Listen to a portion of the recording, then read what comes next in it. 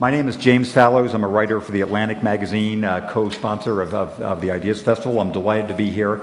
You know that trying to name your favorite session at the Ideas Festival is a little bit like naming your favorite child. You can't really do it because they're all so interesting. I've been fascinated over the past few days to have a chance to talk with the CEO of Walmart International and the head of IDEO, and to see on this same stage 2 days ago the director of a fabulous film called Last Train Home.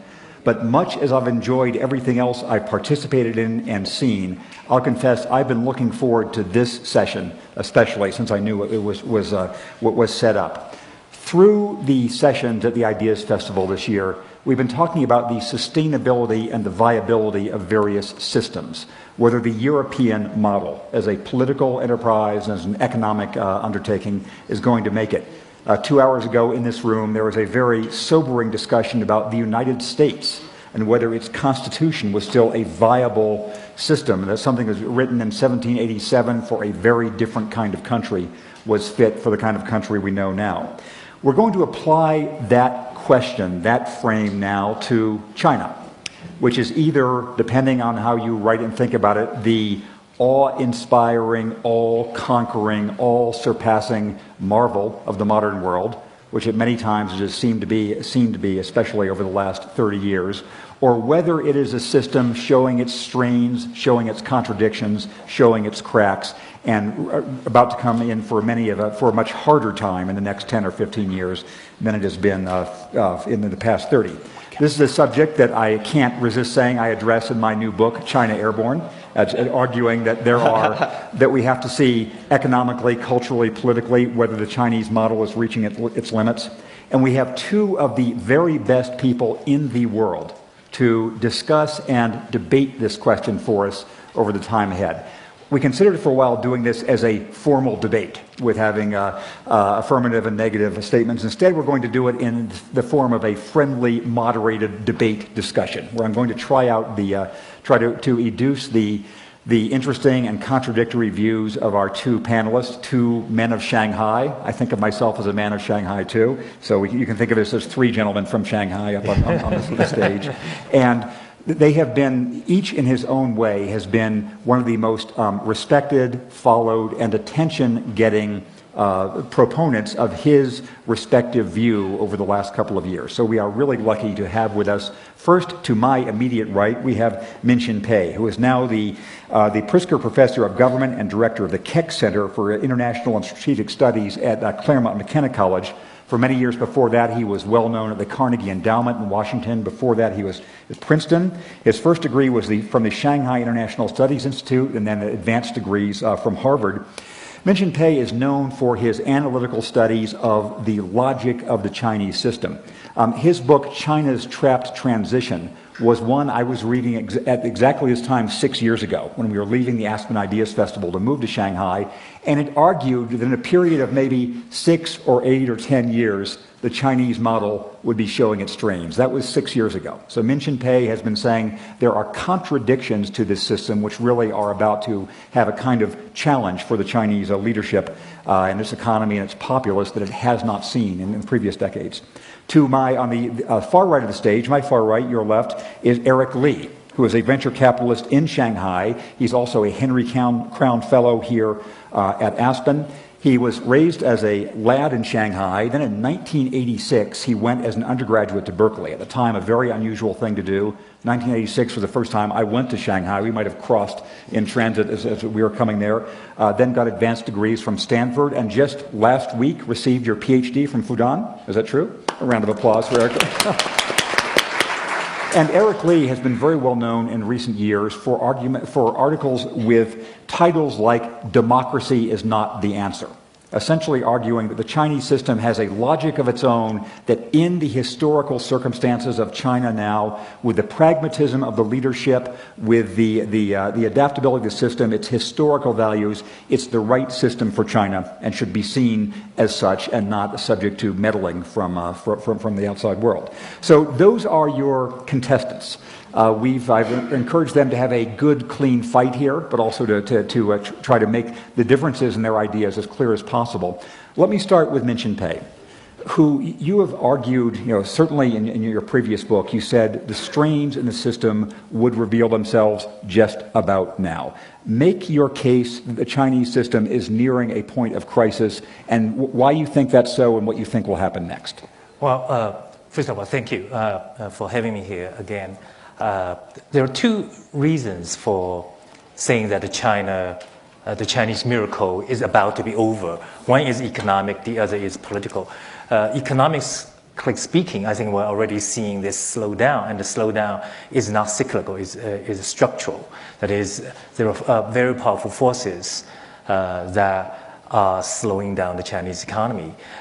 China's economic growth has been driven by primarily investments at home and exports to developed countries, and both of which delivered enormous growth for the last 20 years, but that path is not sustainable. We can go into the details later, but politically, I think it's even more problematic. That is because based on what we know about one-party systems or non-democratic systems, they may vary in terms of their institutional arrangements, but they all share one fundamental weakness. That is, these systems tend to benefit a relatively small group of elites at the expense of society. In academic jargons, we call such systems extractive systems or predatory systems. And the Chinese system is no different. The ills of that kind of system eventually all manifest in either very high levels of corruption or inequality, both of which tend to impede economic growth, and both of which tend to undermine the legitimacy of the political ruling elites. And we're now seeing signs of that as well. Let me just end by saying, what does that mean for the future of China? I would say, actually, the last 20 years can be viewed as the 2 decades of China's rise. The next 10, 15 years, I would venture this prediction. We're going to see the unraveling of the current Chinese system. The biggest challenge for the US actually is not to be afraid of China's rise, but to be afraid of China's unraveling. Because it's actually very difficult to manage the transition from, for such a big country, from a one-party system to a more democratic system, especially a country where you have enormous ethnic diversity and disputed borders with the neighbors, and so deeply connected economically with the rest of the world. So, Eric, thank you very much, Minxin Pei. So, Eric Lee, you've heard Minxin Pei argue that economically it is reaching a limit, politically it's reaching a crisis, and the next 10 or 20 years ahead will be the time of China's unraveling as opposed to its continued growth. How do you see these issues? Thanks, James. Let me sort of step back a little bit. The title of the discussion is China and democracy. Yep. So I think we ought to define the term democracy. I mean, the term democracy has gotten to be a meaningless term. Yep. Kim Jong-il claims he's running a democracy, right? So I've written down a definition for us to share.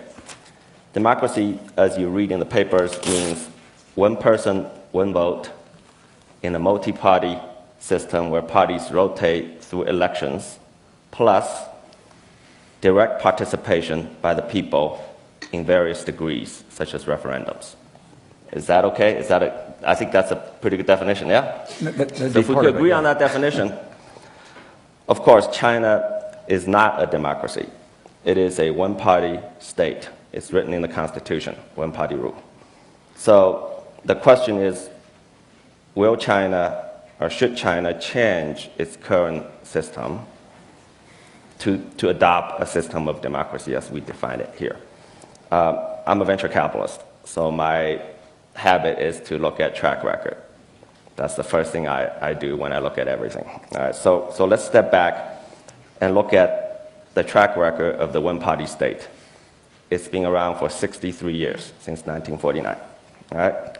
So in 1949, as you know, the country has suffered for a century of foreign invasions and civil wars. A lot of people were dying. A 2,000-year-old civilization is completely shattered. Average life expectancy in 1949 was 41 years old. Okay? Literacy rate, 15%.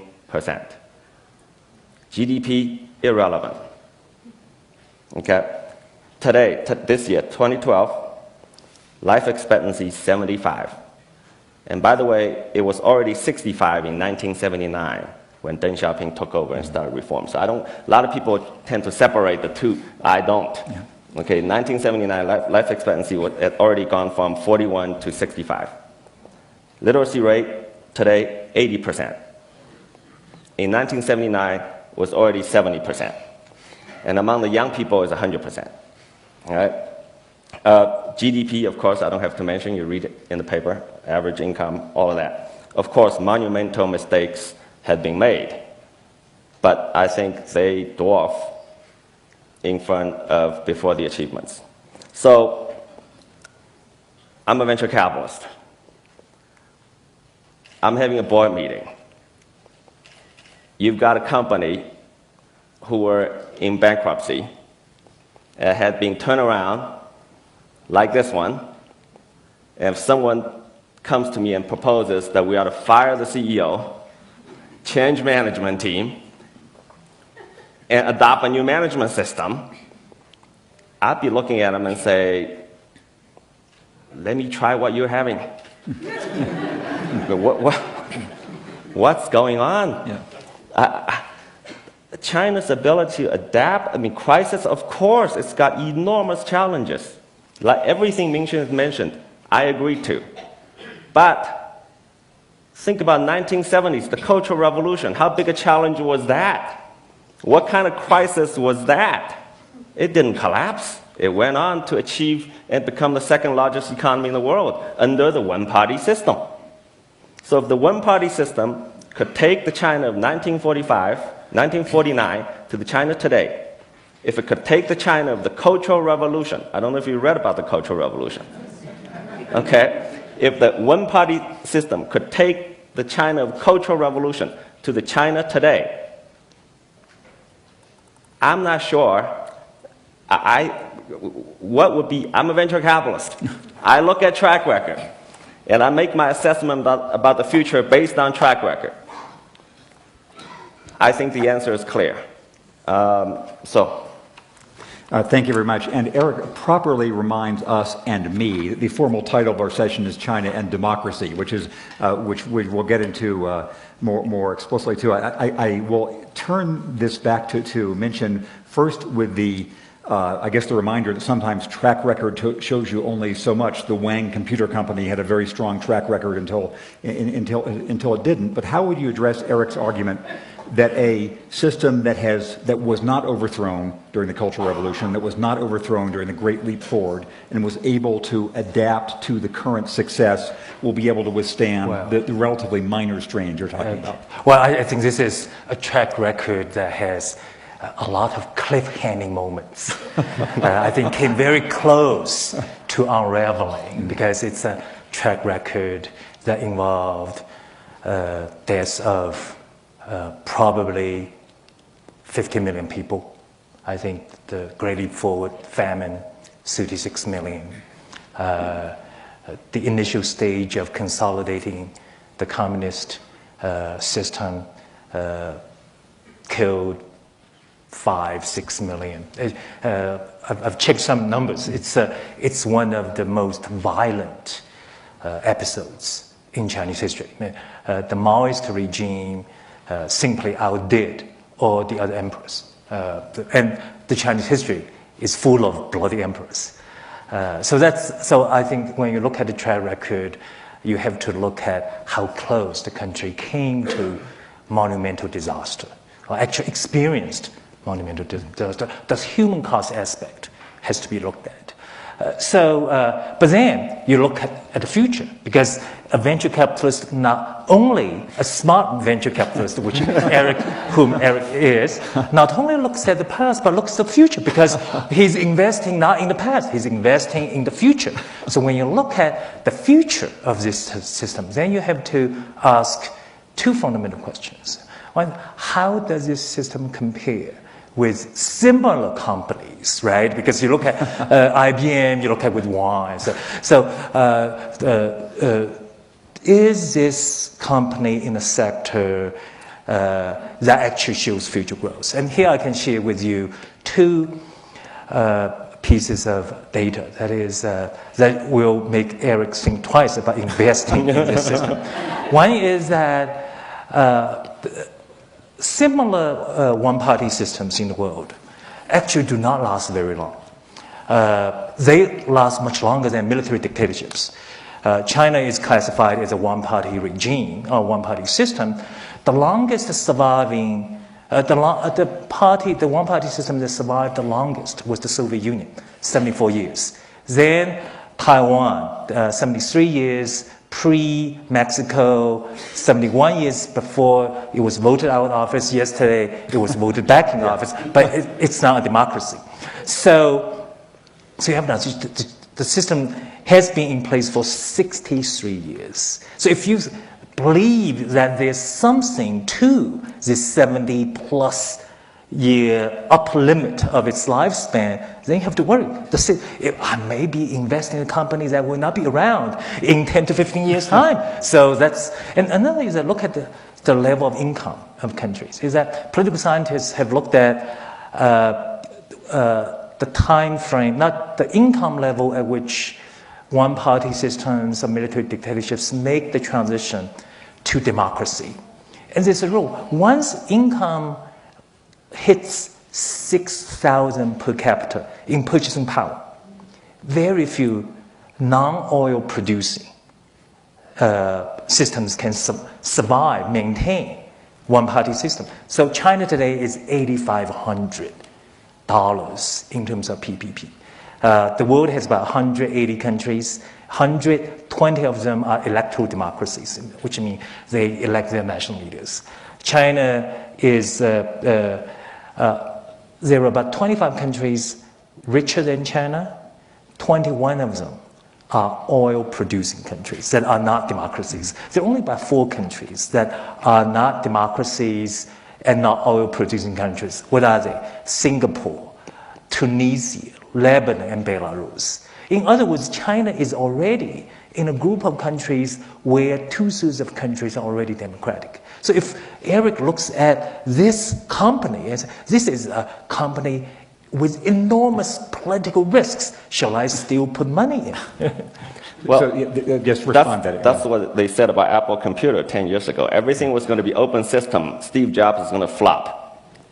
Of course, he proved everyone wrong. Yeah. And back to the numbers, as we define democracy, the history of democracy, as we define it today, as we agreed on definition, it's actually very short. In America, if you define democracy as 1 person, 1 vote, 3 elections, it's, generously speaking, 92 years old.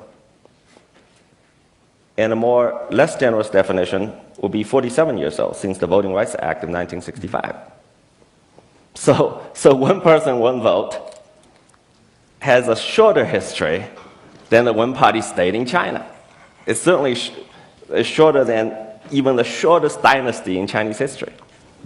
So that's one thing. So I wouldn't be so optimistic about democracy. I think we ought to compare both vertically and horizontally. So let's compare horizontally. Look at I would say, however, the ideas of democracy had contributed a great deal to the rise of the West as the world's dominant power, but it is now in big trouble in both America and Europe. Electoral politics is in disarray on both sides of the Atlantic. It's captive of money and special interests. Political system is completely incapable. The electoral democratic system in the West and the developing countries are completely incapable. Proven itself so far, you could still fix it, but so far incapable of dealing with the monumental challenges and distress that they're experiencing right now. You know, I look at back to some numbers. I jot down some numbers. Okay,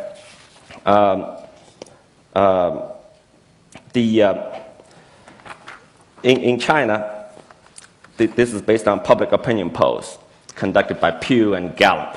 All right, the percentage of people who are satisfied with the direction of the country, 87%. And it's been above 80% in the last 10 years, every single year. People who felt that they've had progress in their lives in the past 5 years, 66%. People who are confident and optimistic about the future, a whopping 75%. This is data from 2 months ago, and it's been above 70% for years. In America,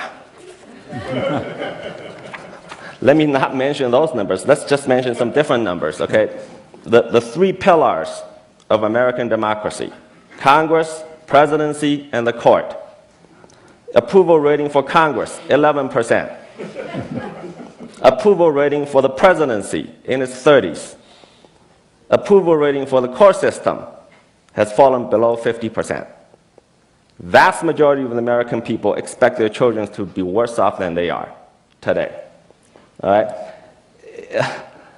If you want China to adopt, this is like asking Apple to turn itself into RIM.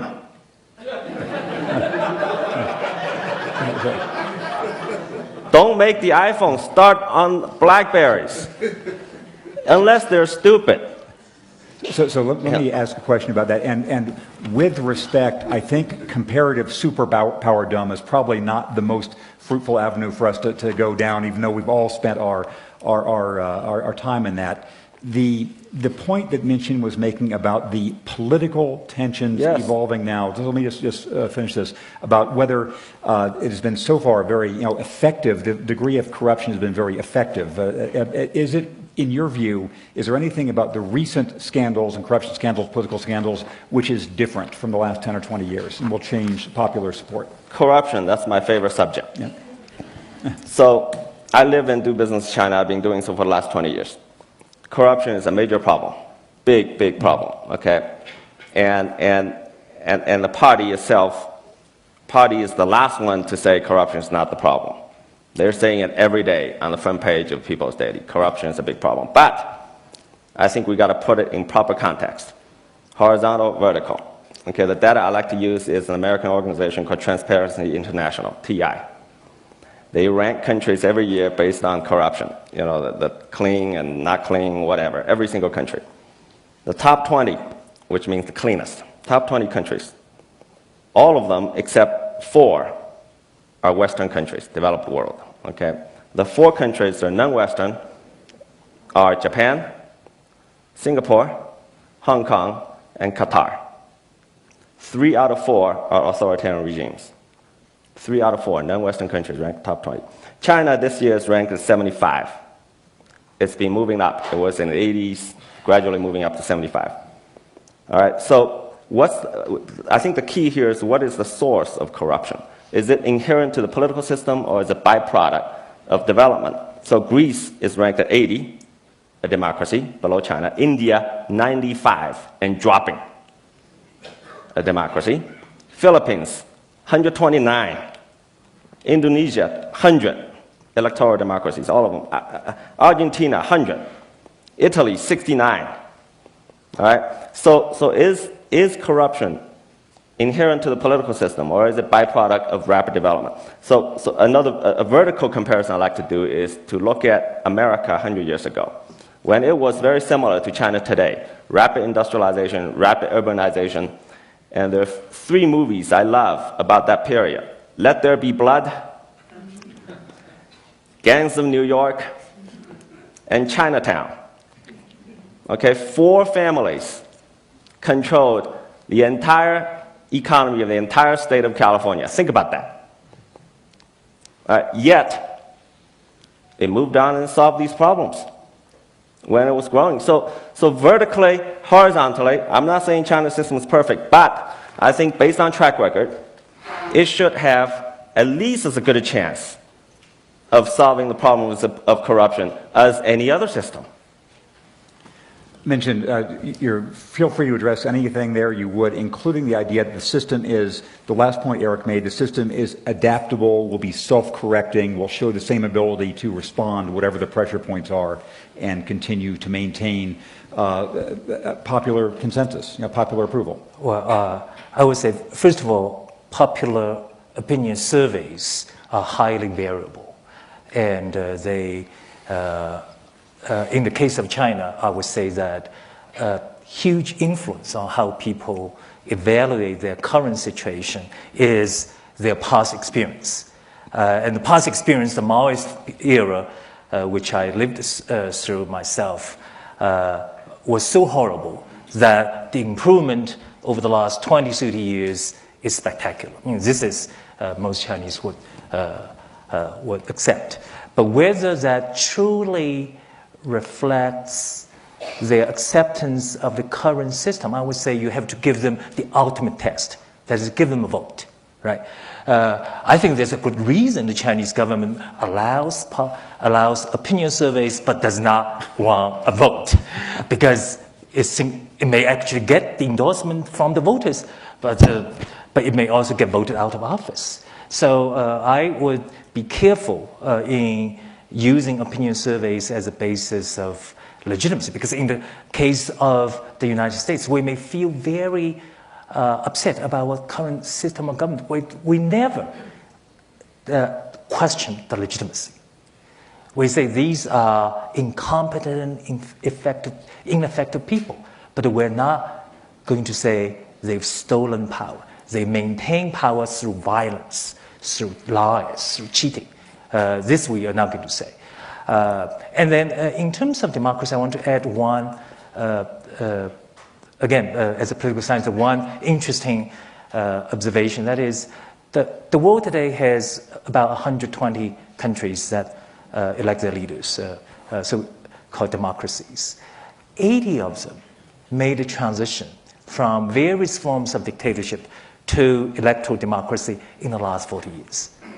Which means it's actually a huge recent historical trend. And China is really the exception. And then finally, let me get to corruption. I admit corruption exists in all political systems, but we observe one thing, is that in democracies, the countries listed as the least corrupt, the majority of them are democracies. The exceptions are Singapore, Hong Kong. But what about these exceptions? You notice one thing, they're all city-states, very small. The monitoring costs are relatively low. And then another observation is that while democracies cannot eliminate corruption, autocracies, dictatorships have no hope of eliminating corruption, because eliminating corruption demands three ingredients. One is a free press. Another is the rule of law. And third is NGO, civil society monitoring, none of which can exist in a non-democratic system. We're not saying that these things are sufficient to eliminate, to reduce corruption. They are necessary conditions. So in a dictatorship, we simply don't have the necessary conditions to fight for a clean government. And so, Eric, instead of having you answer that directly, let me ask you a different question. One is to clarify your argument. Are you saying the current Chinese system essentially is the optimum Chinese system for the long run, or are you saying this is a transitional period to some more democratic system later on, but that's in the foreseeable future? Second, if you would sort of spell out how you imagine the next 10 or 15 years of Chinese development going. Well, I am saying the former, which is the current system is somewhat optimal. It doesn't mean it won't change. I think it will change a great deal, as it has in the last 63 years. One quick note about the point about dictatorships and autocracies, about cheating to stay in power. I've been here for a few days. I've been watching American television because there's an election going on in this country. Talking about cheating to gain power or keep power, it's hard to outdo the Americans. I've been watching these commercials. My friends, you guys got to be careful. cheating to maintain power. But let's come back to your. I think going forward, the system will need to adapt and change. But I am fairly confident, again, based on track record. Think about the last 63 years, right?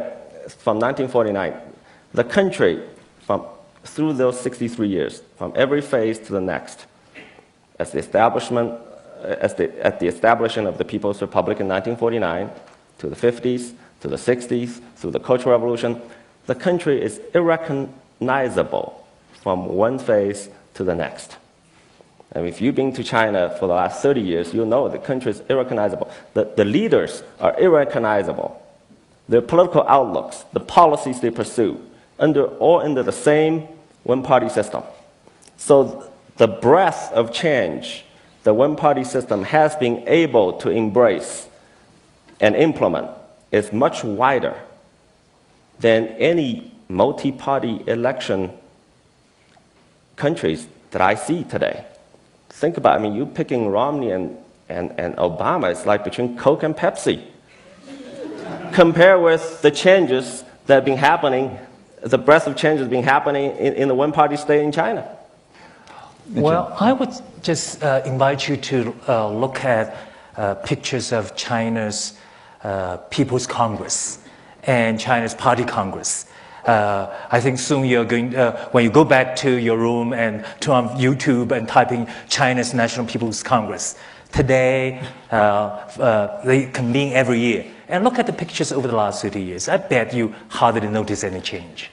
Because the country has changed.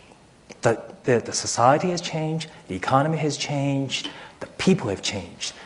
The one thing that has not changed very much is its political system. That's right. And that worries people like me to no end, because it shows that I'm not a Marxist, but there has to be some kind of compatibility between the kind of political system and the kind of economy and society. When the gap is too big, then either the political system change or you slow down socio-economic change. And one aspect that we are seeing in China today is that the political system refuses to change. It wants society to change slower, at a slower pace. And that means internet censorship. That means more restrictions on civil society, more restrictions on press freedom. And so I think at some point, either the political system gives or social progress slows down. You just cannot have your cake and eat it too. China managed to do some of that in the last 20 years, but not forever. And just before having a response from Eric, if you could address what you think is the most likely path of, say, the next 10 years. Again, I always fantasize about how China can become democratic. So let me share with you one of those fantasies. A possible path is the economic performance is the key.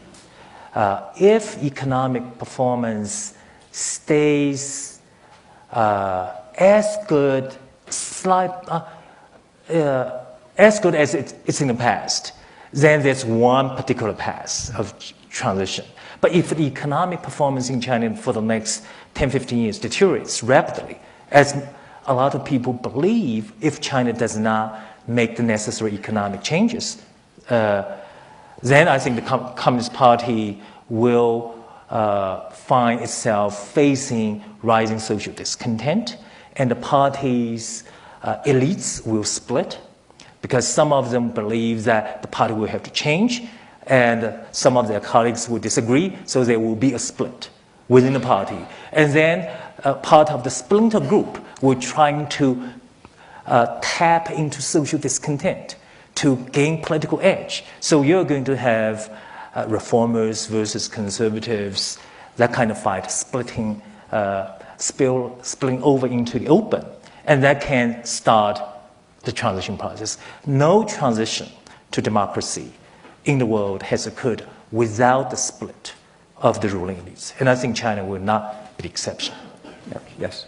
So on this question of split in elite politics or social tensions, or you were wanting to respond to what Minxin was saying earlier. Well, I think the party is, I think it's a fallacy to say that China's political system has not changed.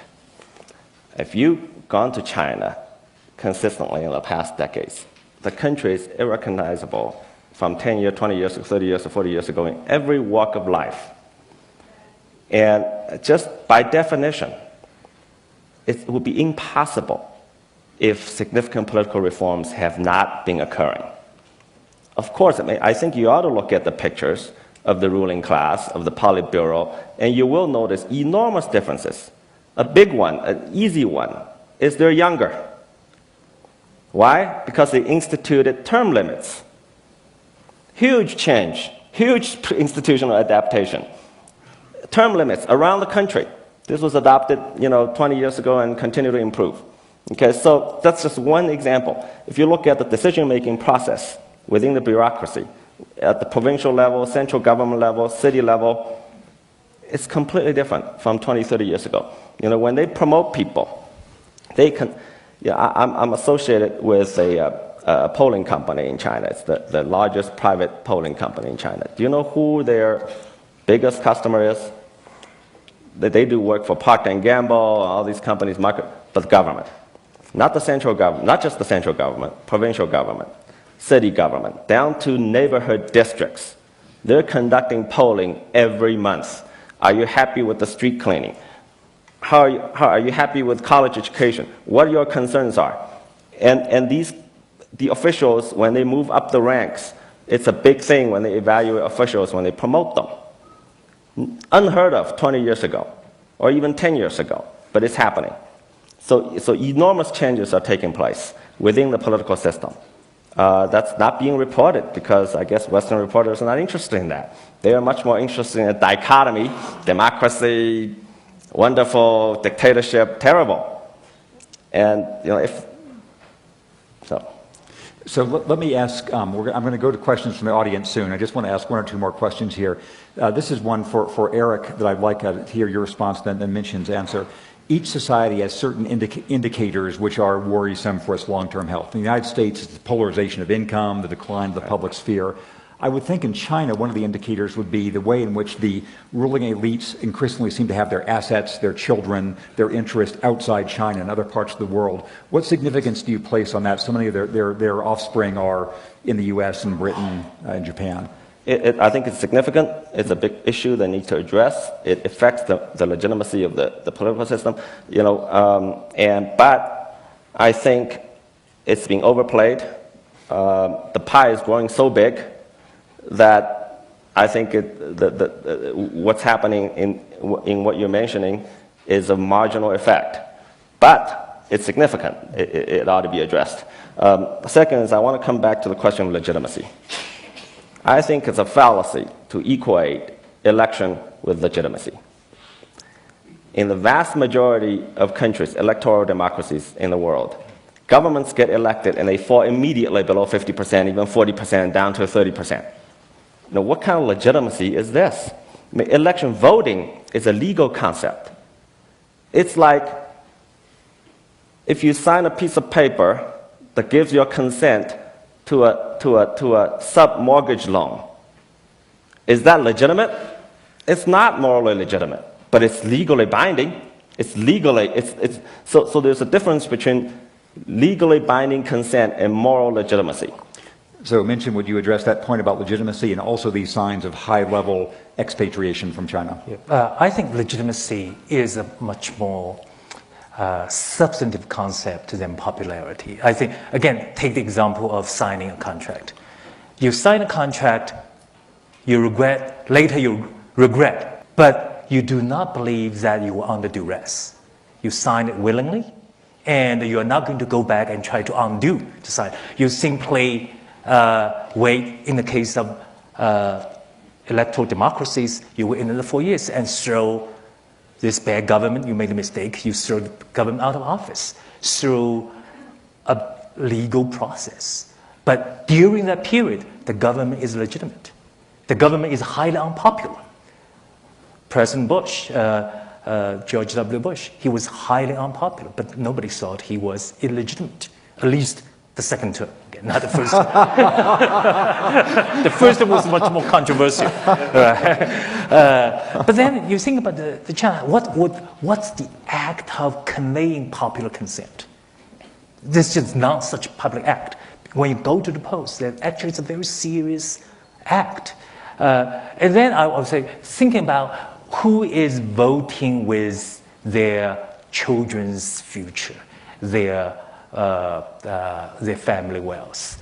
I don't know whether you've been reading the press. A lot of Chinese middle-class people pregnant women are rushing through Chinese borders to Hong Kong to give birth so that their children can be born in Hong Kong and Hong Kong citizens, because they trust Hong Kong. And then you look at anecdotal reports. The data are very difficult to come by. Senior Chinese officials are voting with their feet. Their children, their family wealth are coming to this country. I've not heard a single case of a senior American official trying to apply for a Chinese passport. But I think there were hundreds and hundreds of cases of Chinese officials and their children trying to apply for American passport. So I think let the facts speak for themselves. On voting, by that definition, every single government in this country since George Washington to Lyndon Johnson were illegitimate. Or partially legitimate. Illegitimate, so few. Yeah. Come on. Landed property owner male, till when? I mean, so could not be legitimate. So I think the voting and legitimacy is not valid. So I have a short question for each of you, or that is, I'm soliciting a short answer from each of you, and then we'll go back to the... So, Minxin, the question for you is, what time period, what would be a time span in which you say it is probable that China will become democratic? 20 years from now, 50 years from now? Got put money down. Put money down. I would say, because it's great we have so many people here. Yeah. I would say that no more than 15 years, but no less than 10 years. So we're talking about 10, 15-year time frame. So I won't ask you that question. I'll ask you a different question. You've made the case strongly that China's model is the right model for China. Will it be propounded, do you think, as a Chinese ideal for the world, or as a Chinese-specific model? It's a Chinese-specific model. Yeah. China's model is not exportable. It cannot be emulated by others. It is unique to the cultural traditions, historic circumstances of today's China. It is not universal. It cannot be universal. But there's only one idea that may be universal, is that what works for each individual country should be something that's different, should be something that's consistent with your own culture, with your own history, with your own circumstances. Don't blindly copy other people's models. So everybody who would like to answer the question, if you would hold up your hands now so I have a sense of the room. Okay, so first on the aisle there in the light blue shirt. Yes. Or sorry, no, back. If you turn backwards. There you go, that man with a beard. Yes. Thank you. I'm Spencer Ackerman. I'm a writer with Wired. Yeah. I'm less interested in the durability of the Chinese system than I am in its justice. Eric, is material wealth the only virtue we should seek to look for to measure the system? Is there not a room for political liberty? Is there not a room to say that there are certain things by virtue of an inherent value of the individual that the state cannot do to them? And I feel compelled to just give a quick anecdote because of all the poll data you cited. I remember being in Iraq and hearing a lot of poll data about how happy the Iraqis were and how faithful and optimistic they were in their future during the Iraqi civil war. I think the idea of political liberty is based on the idea of rights. The individual has some kind of unalienable rights to exercise them. And my challenge to you is, where do you think these rights come from? From whom? Who says? Says who? Your answer has to be God. I don't believe that's... Okay, so if it's from men, then these rights could be negotiated, could be increased, reduced, based on circumstances of society, right? If you think those rights are absolute, you have to claim some kind of authority above man. Otherwise, where do they come from? I mean, you're shaking your head. So where would they come from? If they're coming, Great. So men ought to talk about it and negotiate. So they're not absolute. If they're from men, they're not absolute. I mean, the question implies that there's some kind of absolute degree of rights. But I just don't think that's so Minxin, stipulating this is an enormous question we've opened, I invite a quick response from you, if you want. Well, I would say let's follow the golden mean, okay? I don't know what rights are in absolute terms, but I want to follow one very simple rule, is that I would do, and Confucius actually has said, Confucius said the same thing, the golden mean.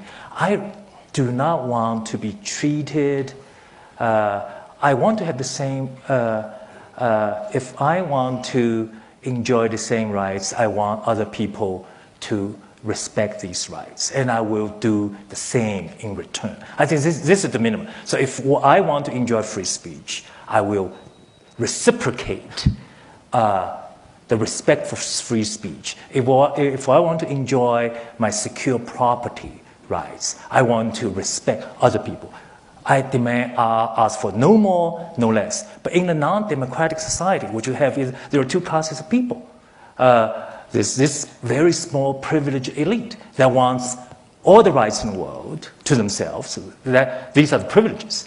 And then they deny the same rights to other people simply because they don't have the political power. Yes, in the yellow shirt on the aisle, and then we'll go here and here. And so I'll try to get as many people. The shorter the questions, the shorter the answers, the more we can do. Eric, my question is, if you look at Taiwan and Korea, after the wars, they were bankrupt, they were military dictatorships, but when they got to the middle class, they became democracies. Yes. China has gone through the same thing. The internet exists. You can try to shut it down, but you can't. I would say the Chinese system at this point is doomed unless you want to be North Korea. Well, good question.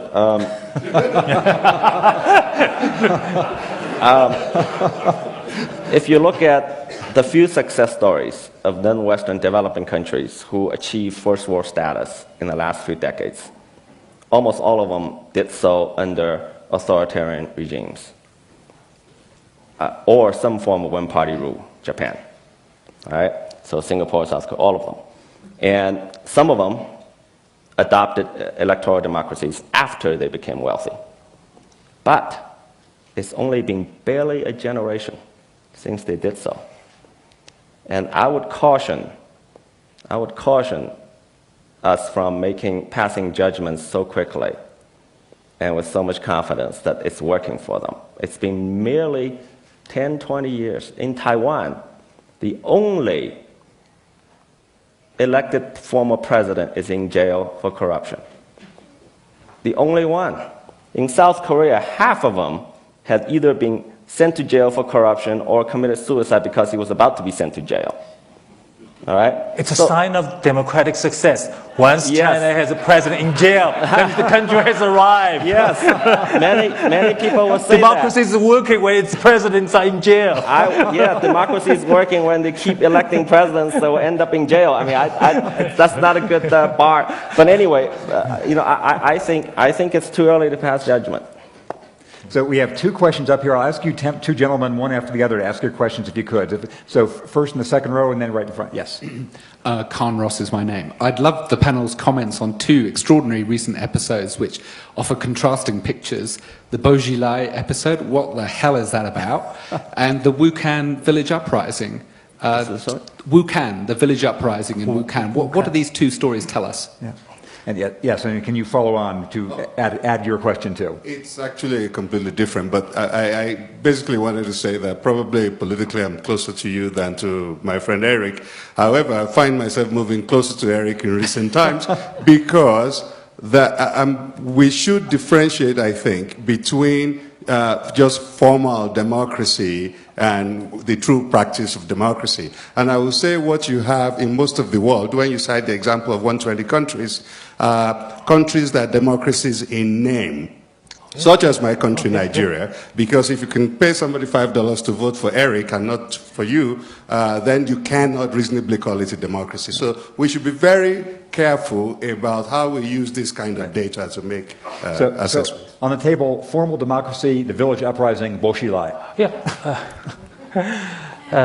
The two incidents actually show the system in distress. In the Bolshevik case, this is a very powerful politician who was supposed to be promoted to be one of the top 9 people governing China. And all of a sudden, he was purged because his wife allegedly murdered somebody or was involved in murder. Whether he had anything to do with it remains shrouded in secrecy. Then this Wukan case, where villagers really staged a collective uprising. They surrounded the village, barricaded the village, 30,000 people demanding some sort of justice. And the government thankfully handled it in a very rational way and avoided bloodshed. But the strain in society remains because it's not an isolated episode. Whether formal democracy and what political scientists call quality of democracy. But you cannot aspire to be a high-quality democracy right away. Actually, Nigeria is not considered a full democracy. It's considered a partial democracy. But the quality is very low. Yeah. So Eric, especially on these 2 episodes, Boshilai and the village. Boshilai, what can I say? Macbeth. Shakespeare. Yeah. Incredible incident. Does it show the system is strained? Yes, of course. But let me again remind you, the system had been under much greater strain. The First Lady of the People's Republic was sentenced to death. Sentenced to death. Mao's wife. What kind of strain was that?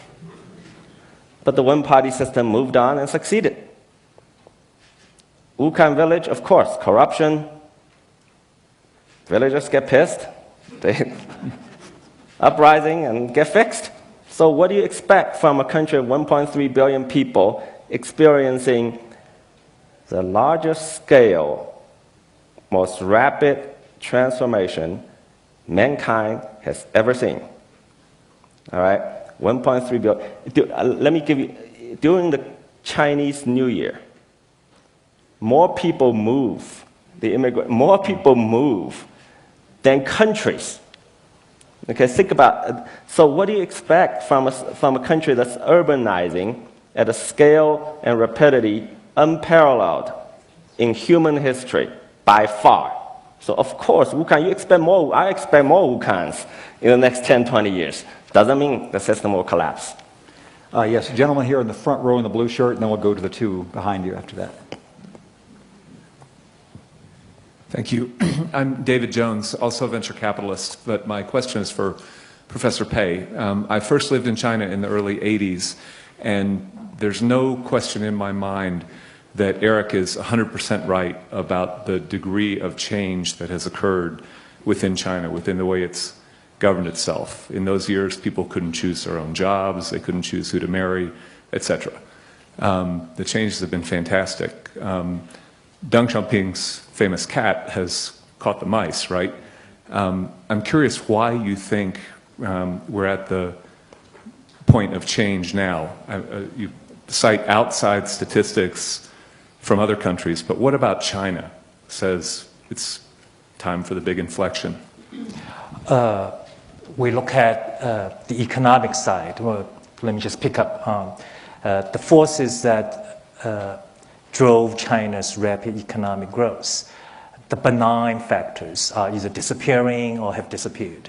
You look at demographics, you look at export growth, you look at the role of investments in the economy. It's a highly unbalanced economy. And if the imbalances continue, economic growth is not going to be as good as before. So that will bring about a lot of pressure on the political system. Then you look at some of the social indicators. It's a completely different society compared with the 80s. Urbanization, early 80s was under 20%. Now it's 50%. When you have more than 50% of the people living in cities, it's much more difficult to maintain a one-party system because the so-called organizing, the cost for organizing political action dramatically drop. And then you factor in communications revolution, the information revolution. And then you look at the growth in college-educated demographics. Today, China produces 7 million college graduates a year. Only 1 million can be admitted into the Communist Party. So you leave outside the Communist Party 6 million highly educated, highly ambitious, but highly frustrated people. You don't need 6 million to rise up against the party. All you need is about 5%. Just do your math over the next 10, 15 years. So we look at social economic factors. You would say that this probably is a system that is not going to be able to deal with these changes without opening up the channels for political participation, because you cannot tell highly educated Chinese that trust the party. The party will do the right thing for you. They're not going to take that for granted. Do you want to make a short reply, Eric? I actually think the 7 million and 1 million number is a great number. It actually shows the Chinese Communist Party is highly competitive, highly selective, is highly attractive to the best and the brightest young people of the country. They compete to join, and it's highly meritocratic, and that's the foundation of the party's success. And to say that 6 million are left behind that couldn't join is like saying, vast majority of college graduates in America cannot make it to Wall Street, and they're going to rebel. I don't think that's the case. Secondly, yes, I agree with Minxin that we need more. The society is becoming more complex, so there will be more plurality. Yet, I think the party as an institution has proven itself to be highly flexible. It's becoming more and more inclusive. At the beginning, it was a proletarian party. Think about that, Leninist party, only workers. And they were shooting even farmers who were just rich farmers, not even landlords. Today, they had the theory of the three represents. I won't bore you with the details. But essentially it says capitalists could join the party. Of course, only if I applied, but never heard back. But think about that. Entrepreneurs, and then one more point, about the point about China's economic success was due to benign forces. I don't think that's the case.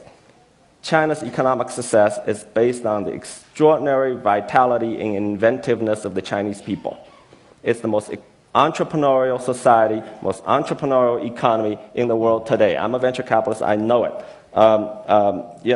The most successful internet IPOs in the United States on NASDAQ, New York, have been Chinese companies in the last 5 years. Two biggest ones, Baidu and Youku, Chinese companies. Okay, so and small businesses are being started every single day.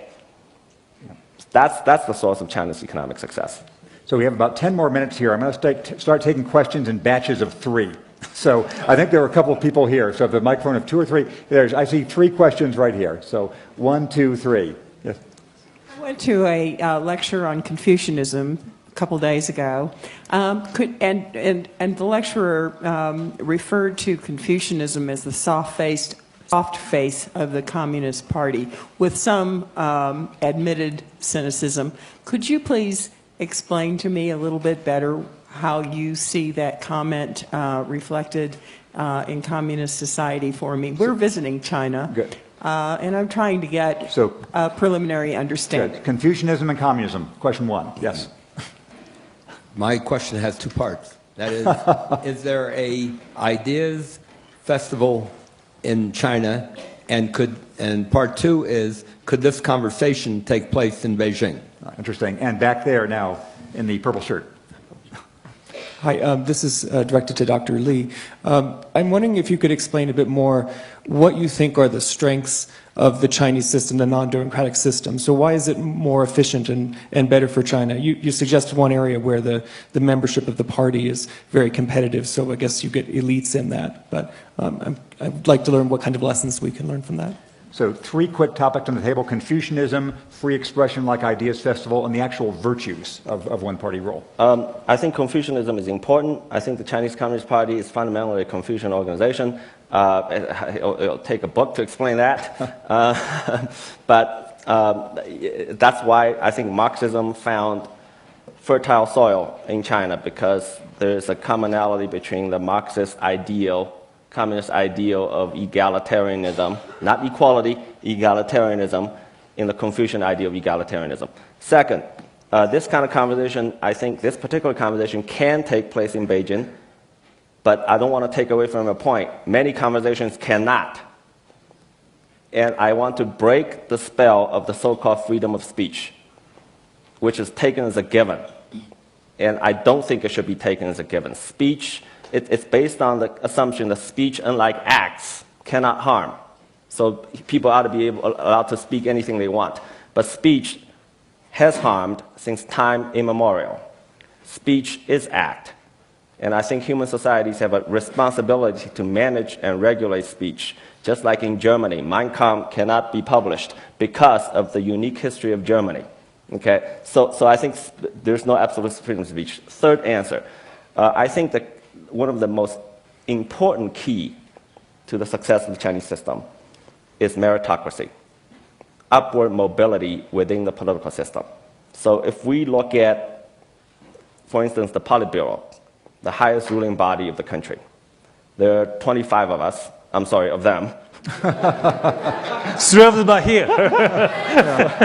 Freudian slip. 25 members of the Politburo. Only 5 of them come from any background of privilege, whether it's power or wealth. Only 5. 20 of them, including the president and the prime minister, came from completely ordinary backgrounds. Some are very, very poor. In one generation, they rose all the way to the top. Compare that with the U.S. Senate. How many are sons of senators? How many are sons of millionaires? You know? And if you look at the larger central committee of 300 people, the percentage of people that come from backgrounds of privilege is even smaller. So upward mobility, that in one generation you could come from nowhere and become president. So mention Confucianism, free speech, and meritocracy. Well, I would say that when the Leninist party trying to do Confucianism, something is very wrong, either with Confucianism or with Leninism. So that's the answer to that. The other is the Ideas Festival. I think this conversation can take place in Beijing, but the U.S. government will have to come and rescue me right afterwards. Thirdly is that I would say the idea of China as a meritocracy is a myth. Because we know, how do these people actually get promoted? Do we know the process? Do we know the criteria? Did they take an exam? Did they open up their administrative record for public scrutiny, for comparison? Why is Comrade Zhang get promoted, but not Comrade Li? Even if they have exactly exact same record. So it's there's a recent political science study done on Central Committee members and try to see how they get actually promoted. What they found is that no objective criteria can explain their promotion. Nothing like economic growth. It's all personal patronage. So I talk about the U.S. Senate. It may not be a meritocracy, but at least it's a democracy. So we have one more crop of questions. Anybody? Yes, back there. So how about back there? We'll start with you, and then these 2 people here. That'll be our last. And we'll make it 4. Yes. Hi, I'm John Hewitt. So just regarding your point on the breadth and just complete quick expansion that has occurred in China in the last few years under the one-party system, I agree with you that there can be a lot of stagnation occurring in a 2-party system, especially when you have a Democratic president and a Republican Congress. But there has to be something said for watchdog accountability. Who holds a one-party system accountable for their actions? Accountability. Next question. Okay, who's down here? Somebody had a hand up? Yes. Yes, first in the yellow, then the play. What effect has the change in demographics from the older generations and the cultural change with this gentrification? Accountability, demographics. Yes, sir? And then we'll have one more over here. Dr. Li, what are the unique factors in Chinese culture and history that support your view? And then what would be the unique factors in Chinese culture and history that would indicate that you could have a transformation to some type, but different probably than our form of democracy. Great. Thank you. And one more over here. This is going to be a four-part bonus round robin. Eric, when do you think the Communist Party in China will stop monitoring what people read on the internet? And don't you think it'll have some inhibiting effect on an economy that's based on sharing information? So accountability, demographics, unique Chinese culture, and monitoring the internet. Who would like to go first? Eric. Accountability is a good question, and that's one aspect that needs a lot of improvement. They need to design institutional changes to increase accountability. Not to say they don't have accountability. They have a lot of internal accountability. And similar to when Minxin talked about the promotion, it's, I think just because there are no standards that are public that you could see, or no accountability that you could see, doesn't mean there is no objective standard, there's no accountability, because it's opaque. And I like to also talk about opacity and transparency. In today's discourse, transparency is held up at the altar and say it's an inherent good, and opacity is an inherent bad. I disagree with that. I think there can be constructive opacity. There can also be destructive transparency. I think the Western democracies are suffering from destructive transparency. Everything is so transparent, the system gets completely captive of special interests, manipulating the people. China is actually been benefiting from constructive opacity. People can make decisions thinking of the long-term future of the nation instead of meeting quarterly earnings demands like corporations in America have to do, and that's a big problem. Second question. Demographics. Demographics is interesting. I actually think the demographic changes, the younger generation are becoming more supportive of the current system. They're benefiting from it, and they're becoming more and more nationalistic, which I'm not sure whether that's all good. But the younger generations are becoming more and more nationalistic, and nationalism is one major, not the only, but one major source of legitimacy of the party. Unique Chinese culture. Unique Chinese cultures, I think, I like to use the word, there's a Chinese term called 统治, which is translated into English as rule or govern, okay? But in the very word, in that very term in Chinese, 统治, the word actually means unified rule by one authority, unified authority. You actually cannot have a Chinese word that says govern or rule without the meaning of unified authority. And therefore, that's why I think the one-party system has cultural resonance and will survive for some time. And finally, internet censorship. Internet censorship, yes, it won't stop. Will it? And I'll refer to my earlier comments about freedom of speech. Second, will it affect economic growth? It hasn't so far. Thank you. So, Minxin, accountability, demographics, unique Chinese culture, and the internet. Well, I would say accountability, you cannot rely on a one-party system to enforce accountability on itself. But it's going to happen in China anyway because of one thing. The Chinese people are paying a lot of taxes, and they want to see how their tax dollars are spent. So you're seeing this bottom-up efforts to enforce accountability, at least on one issue. Budget. Yeah. So that's one. Transparency actually will be introduced into China. And second, demographics. I think the one real issue is how are you going to support a rapidly aging population in China with middle income, with underdeveloped financial institutions. This is a huge economic problem for China. And third is unique Chinese culture. Here I agree with Eric about one thing, is that if I look at the future of China, identify one possible factor that can derail China's movement to a more democratic system, that's nationalism. Because once nationalism can be very anti-democratic. And if the ruling elites manipulate nationalism, then that can work to their favor. Internet censorship, I think it's a futile effort.